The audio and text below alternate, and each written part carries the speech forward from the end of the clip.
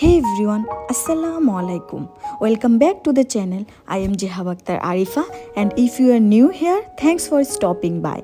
Thanks so much for all the love on my first vlog. You guys really made it awesome. I am super excited to keep this journey going with you. And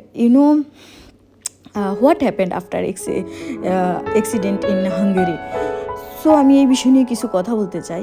সেটা হচ্ছে যে গতকাল রাতে actually আমি যখন আমার কাজ থেকে বাসায় ফিরতেছিলাম, তখন আমি একটা অ্যাক্সিডেন্ট দেখতেছিলাম। অ্যাজ ইউজুয়াল আমি সবসময় আমার ফোন ইউজ করি, বিকজ এদিকে এক জায়গা থেকে আরেক জায়গায় যাওয়ার জন্য বাসের শিডিউল বা ট্রেন বা সব কিছুর শিডিউল দেখতে হয় ম্যাপে, গুগল ম্যাপে।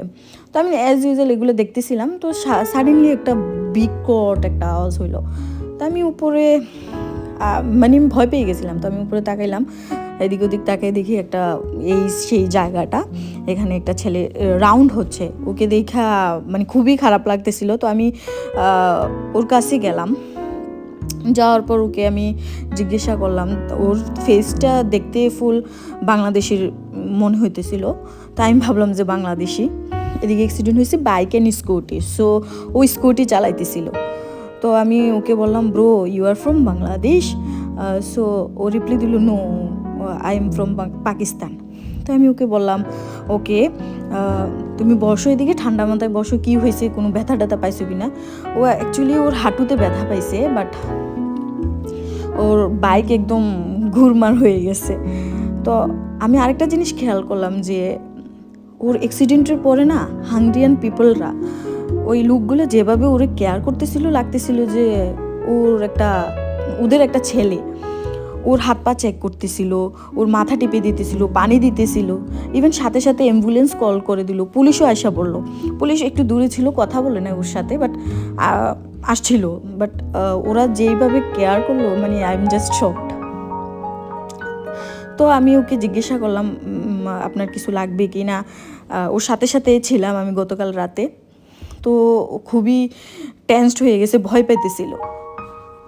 তো আমি ওকে বললাম যে ভাইয়া ভয় পাওয়ার কিছু নেই, যেটা হওয়ার হয়ে গেছে, তো আপনি ঠিক আছেন? তো ও বললো যে আমার বাইক শেষ হয়ে গেছে। ওর থেকে বেশি ওর বাইককে প্রাধান্য দিচ্ছিল, because we are international student, we know about this, যে বাইকের কতটা মূল্য এদিকে।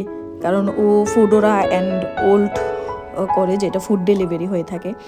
তো সেই হাঙ্গেরিয়ান লোকগুলো আর সেই ছেলেটা, যার কথা আমি বলতেছিলাম এতক্ষণ ধরে।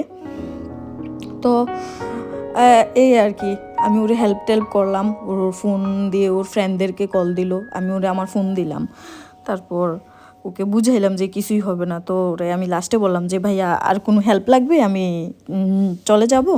অনেক রাত হয়ে গেছে, প্রায় রাতের 11টা বাজতেছিল, কারণ আমারও বাসায় যেতে হবে। ইভেন আমার এরপরের দিনও আমার জব আছে। তো ওরে বললাম যে আমি তাহলে যাই। তো বললো যে ঠিক আছে, আপনি যান, সমস্যা নেই, আমার ফ্রেন্ডরা আসতেছে। তো আমি ওর থেকে বিদায় নিয়ে আসতেছিলাম। তো আসার সময় একটা চমৎকার কাহিনী হলো। সেটা হলো যে ও আমাকে পিছন দিকে ডাক দিল যে এক্সকিউজ মি। তো আমি ভাবলাম যে আর কিছু হেল্প লাগবে কিনা। তো আমি আবার ওর কাছে গেলাম, যাওয়ার পর ও পকেট থেকে এই স্নেকার্সটা বের করে আমাকে দিল, বললো যে থ্যাঙ্কস ফর এভরিথিং। আমি খুশি হয়ে গেলাম। তারপর আমি বলছি যে না, আমার লাগবে না, আপনি খেয়ে নেন।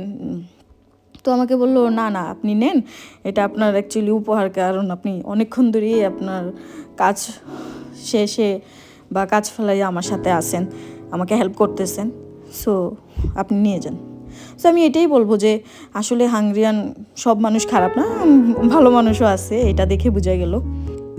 সো এই আর কি, আজকে এতটুকুই।